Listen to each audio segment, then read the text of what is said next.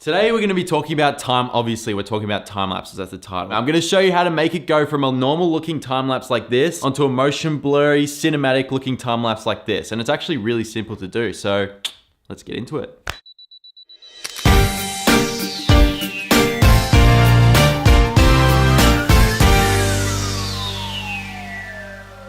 Hey yo, what's going on guys? Hope you're having an awesome day today. And if you don't know what a time lapse is, this is pretty much what it is.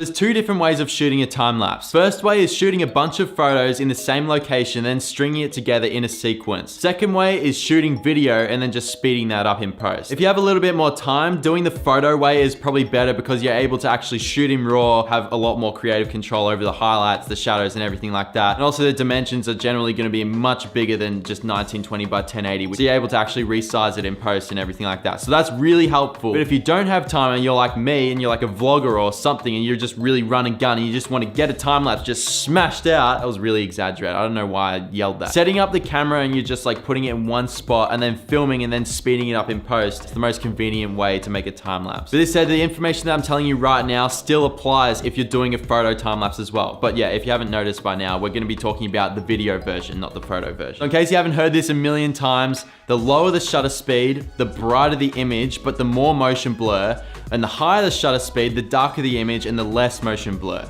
Alright? So that's why in nighttime situations, a lot of the time lapses that you see have a lot of motion blur because in order to get the image to be brighter, they open up the shutter for a longer period of time so that there's more light that's let into the image. So they don't have to increase the ISO and make the image all grainy. When you see the time lapses that are shot during the day, a lot of the time you'll notice that it's very stop and start and there's like no motion blur at all. It's very solid. I don't even know how to explain it, but you know what I mean. Like it's just very stop and start, no motion blur. But I'm going to tell you this trick to make sure that your time lapses actually do have motion blur, because what the motion blur actually does is it emulates the actual blur of the subjects that are moving by to make it look like everything's going really fast. Because if you think about it, if you're running like a speed of like maybe 1,000 times your normal speed, obviously you're gonna see some motion blur. Like you're not just gonna be like from here to here without any motion blur at all. Like even just doing this, there's motion blur from that. I'm like, you can't see me. In order to do that, you need to be able to open the shutter for a longer period of time without having all of that light come in from the daylight.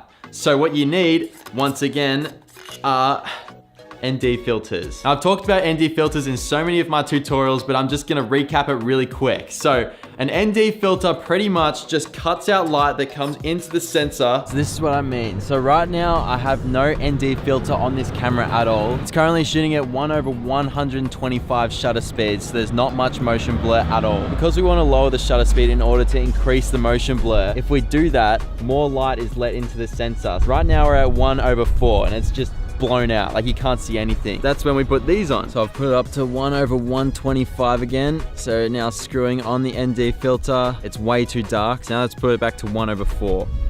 And there you go. Now there's gonna be a whole bunch of motion blur and that's what's gonna make it look more cinematic.